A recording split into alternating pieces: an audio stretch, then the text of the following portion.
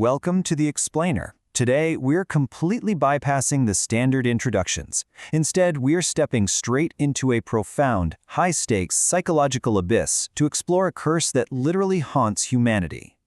Imagine the biting cold of a gray Petersburg morning. The air is completely still, save for the muffled drumbeats of a military execution. You're standing on a wooden scaffold, tied to a post. A priest has just offered you a cross to kiss for the very last time. You have mere minutes to live. We're starting in media res on December 22nd, 1849. And this visceral scene, it wasn't fiction. This was the actual terrifying reality for a young writer named Fyodor Dostoevsky.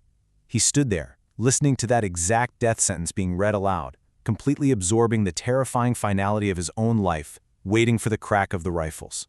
But at the absolute last possible second, a messenger arrived with a reprieve from the Tsar. Let me tell you, the man who stepped down from that scaffold was forever changed. Okay, let's dive into this. Section 1.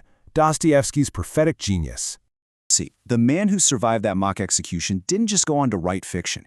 He became a historical phenomenon whose work completely overturned human consciousness. To really grasp him, we have to understand prophetic realism.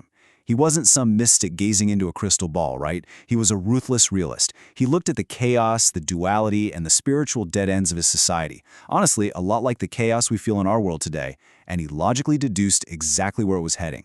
He understood that the psychological sickness of his era was going to inevitably explode into unprecedented moral crises. This deep conviction is perfectly encapsulated by a biblical seed metaphor from the book of John. Except a corn of wheat fall into the ground and die, it abideth alone. But if it die, it bringeth forth much fruit. This is the absolute foundation of his worldview.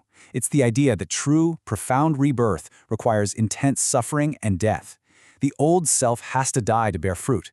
This concept was so absolutely paramount to who he was that these exact words are actually etched directly onto his tombstone. Section 2. The Trauma of Death and Resurrection. And this brilliantly illustrates how that underlying philosophy wasn't, forged in some cozy library. It was born in the fires of extreme personal agony. Following that mock execution in 1849, his death sentence was commuted to hard labor in Siberia. As he later described it, he was metaphorically put in a coffin alive, and the lid was nailed shut. For a decade, he lived alongside murderers and thieves in the harshest conditions imaginable. Yet, against all odds, he returned unbroken. He took this immense individual tragedy and translated it into a universal exploration of justice, human nature, and redemption. It's actually staggering to think about how this trauma birthed his ultimate masterpiece, the Brothers Karamazov. It takes the sprawling psychological trauma of an entire family and, really, the trauma of humanity itself, and brilliantly compresses the core action into just 2 days. It's a terrifying pressure cooker of ideology, passion, and complete moral collapse. Section 3. Fyodor Karamazov, the corrupt father. To really understand the architectural blueprint of this novel, we have to start at the rotting roots, the deeply toxic father, Fyodor Pavlovich. He's a terrifying contradiction. On the surface, he acts like this ridiculous buffoon. He loves playing the fool and wallowing in his own low, sensual nature. But underneath that clownish exterior, he possessed a remarkably sharp, cunning mind for exploiting others. He was a parasite, entirely consumed by greed and lust, with an absolute, breathtaking neglect for his own flesh and blood. Now, what's really interesting here is a staggering little detail. Despite living like a chaotic, drunken parasite, constantly indulging his base desires, Fyodor somehow managed to hoard a massive fortune of 100,000 rubles in hard cash. He wasn't a fool when it came to money. This hoarded wealth basically becomes the ticking time bomb in the story, setting the stage for a violent generational conflict with his sons. But before we even meet the sons, look at his absolute destruction of the women in his life. He married twice, bringing pure ruin to both. His first wife, Adelaida, was fiery and aristocratic. His toxic behavior drove her to flee with a destitute tutor, only to die young. But then there's Sofia. His second wife was a gentle, abused orphan whom he essentially kidnapped. He subjected her to such profound psychological torture and shameless debauchery that it literally broke her fragile, innocent mind, driving her to madness and an early grave. The collateral damage of these ruined marriages were his 3 sons. And I mean abandoned literally here. Fyodor entirely forgot his sons even existed. They were just left to wander around the servants' quarters. If it wasn't for the faithful, gruff servant Grigory, who took them in out of sheer pity, These children wouldn't have even had their clothes changed or been fed. Let's move to Section 4, Dmitri and Ivan, Passion and Intellect.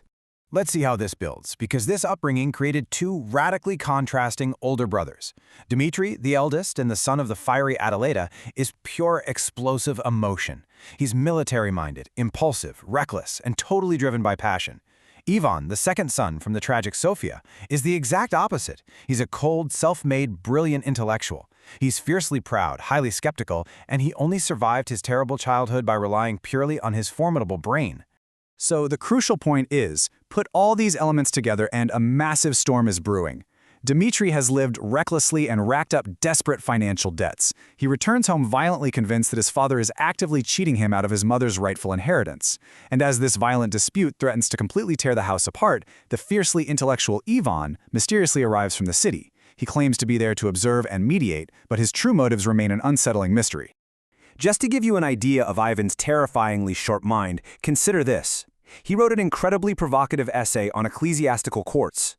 It was so densely brilliant, so drenched in layered irony and ambiguous logic, that radical atheists actually read it and claimed it as a victory for secularism. Meanwhile, deeply religious churchmen read the exact same essay and praised it as a victory for the church.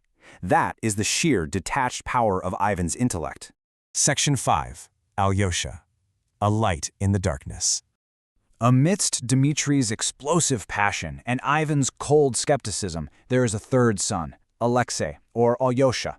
He is the moral center of the story, and the character closest to the author's own heart.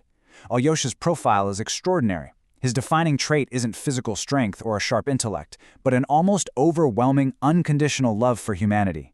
He's pure, completely non-judgmental, and seems to possess this innate gift that makes everyone instantly love him. But he carries a deep wound.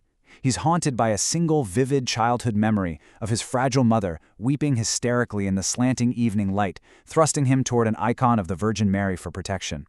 Driven by that exact memory and a desperate need to combat the festering darkness of his bloodline, Alyosha seeks a sanctuary. He chooses a path of light, deciding to become a novice monk in the local monastery. There, he falls under the profound, transformative influence of the revered elder Zosima, who teaches a philosophy of active, all-encompassing love. Now you'd think the vile, atheistic Fyodor would just mock Alyosha's decision, right? But surprisingly, when Alyosha asks for permission, the wicked Fyodor actually grants it. More than that, he weeps genuine tears. In a rare, vulnerable flash of absolute fear, Fyodor reflects on his own damned soul.